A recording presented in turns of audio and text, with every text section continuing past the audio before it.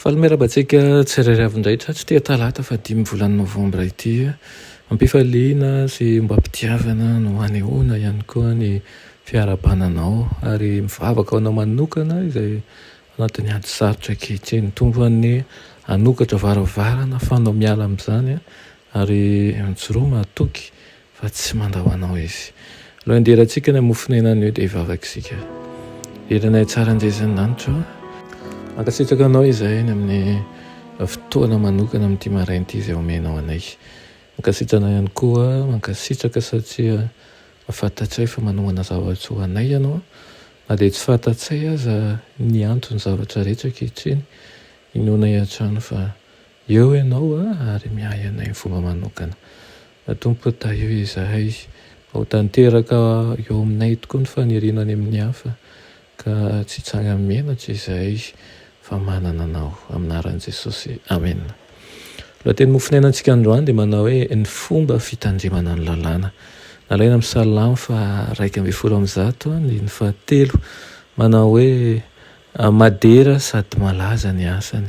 ary ny fahamarinany maharitra mandrakizay amen.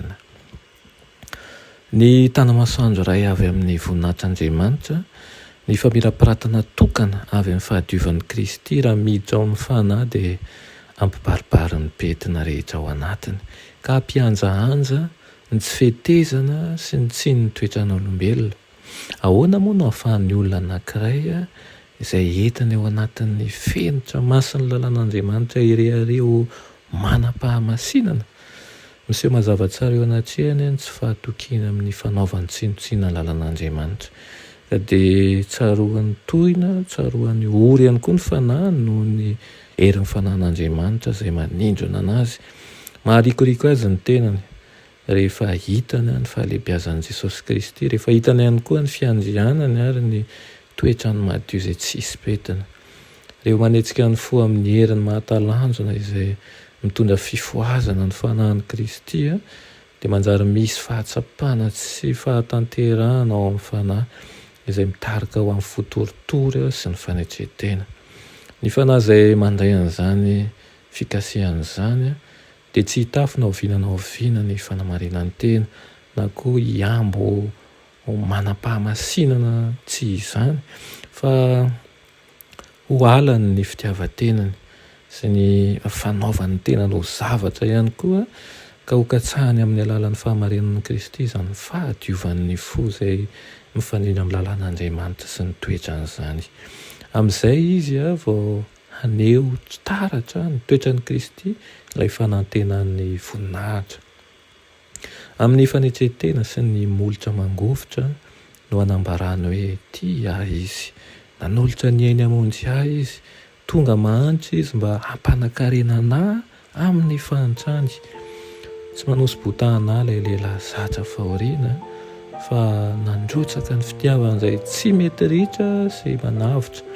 mba hampahadio ny foko ary naverina ho amin'ny fahatokiana amin'ny didiny rehetra sy ny fankatoavana an'izany ahako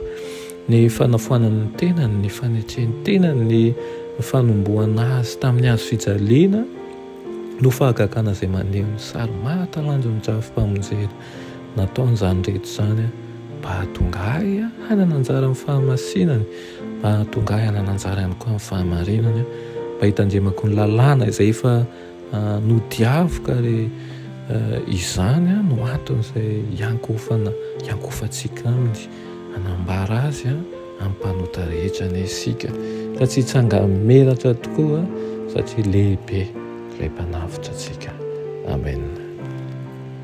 Ry Tompoandriamanitra eo mbola misaotra anao izay amin'izany tenao izany irianay tokoa raha mba ho voaovy izahay ka hanana fitandremana ny lalàna mendrika tsy hoe ny mba ho voavonjy fa satria efa voavonjy izahay dia tianay sy ankatoavinay ny lalànao aminaran'i Jesosy amen.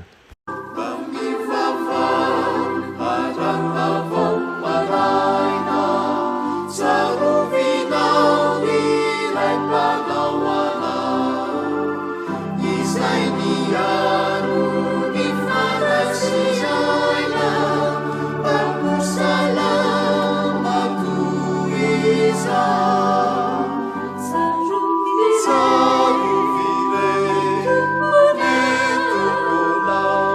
Mia